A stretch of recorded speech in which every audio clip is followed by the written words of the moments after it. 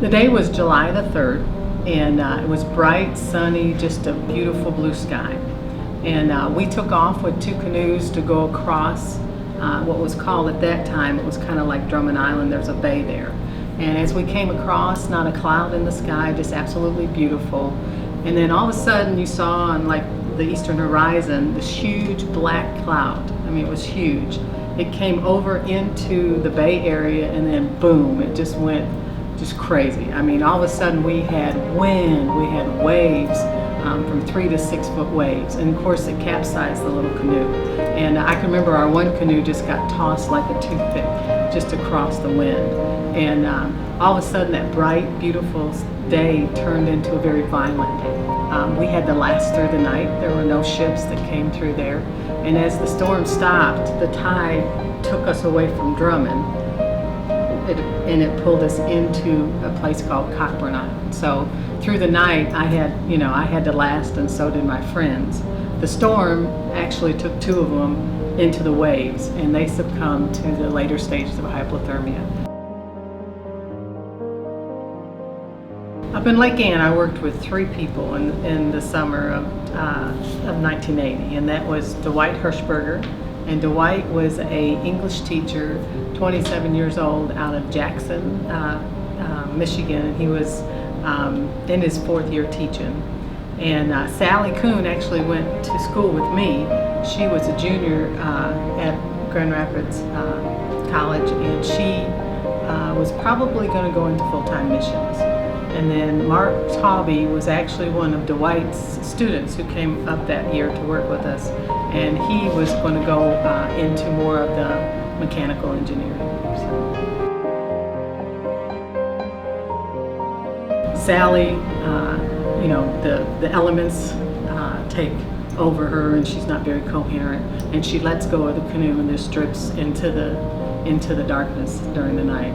And then Dwight got into the 3rd stage of hypothermia, ended up very incoherent, and just went off to, with the storm, just got pushed over to the side. And so Mark and I were the only ones left, and early that morning, it's kind of like when it's the darkest before dawn, we were drifting toward an island called Cockburn Island, and all we saw all night was a flashing red light.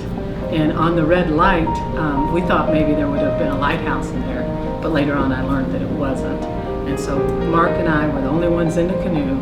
I had put him in the canoe, had straddled the canoe, had him in my elbow here, was talking to him, and then I noticed that his pupils were totally dilated. And now he was in the 4th stage of hypothermia. And I always tell people that you have a soul.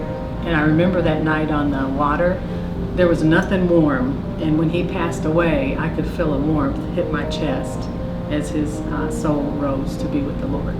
And so then I started swimming toward the island. I swam approximately about a mile, a little over a mile, got to the island at Cockburn Island, and then walked about 5.5 hours before I was found. The next day, I flew into a place called Alpena for customs in Michigan, then over to Traverse City. Well, when I was in Traverse City, you see, I was a young girl. I was only 20. I just turned 20. And it's very, what had just happened was something I had to process. It was, it was very hard when you lose 3 friends in one night. And I got into this hospital, and I always tell when I talk, this gentleman came in, and he was an emergency room doctor, and this guy was drop dead gorgeous. I remember that. And I just thought, woo, I'm alive. And at any rate, I looked at him, and he was just looking at me. He was looking at my chart. Then he started walking back and forth next to that gurney. And my mother was in the room there, and all these nurses were around in the emergency room, and you could hear him saying, hey, that's that girl. She's the one that survived. She survived the 15 hours in Lake Huron. And you could hear them whispering around you, and you're trying to digest that because you're the one. It's almost like you're on Reader's Digest. You're the one that they're talking about. And that guy, I kind of referred to him as Dr. Dreamy, and to be honest with you, I don't remember the physician's name. But he kept rattling his hair like this. He had beautiful hair, I remember that. And he said, Cheryl, you're not supposed to be here. Do you know that young lady?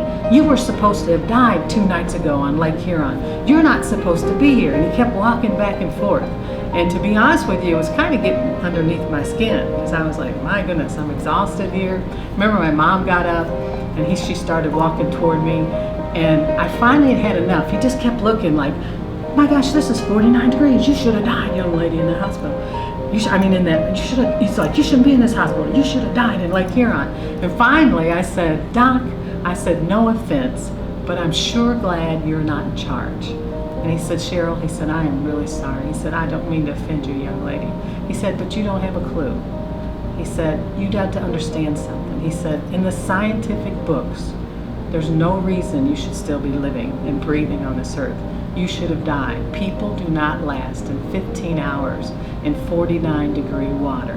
The average life expectancy is 3 to 5 hours. And he looked at me and he said, you are a miracle baby. And he said, I just want you to know you've rocked my world. And I was thinking, what's going on? And he said, you don't understand, do you? He said, Cheryl, I'm an atheist. And he said, you're going to have to make me rethink what you've gone through is making me rethink what something known as God is out there. Because surely you're a miracle baby and you're in his hands, young lady. And I have no scientific explanation why you're sitting here in this emergency room. Everybody always thinks they have all this time, and they always think you have to be old to die, but you don't. My friends were just in their 20s and one was 18 when they passed away. So it's changed my life and making me enjoy every day, every minute, because we're not guaranteed tomorrow. But this day is one that we can live and live to the fullest.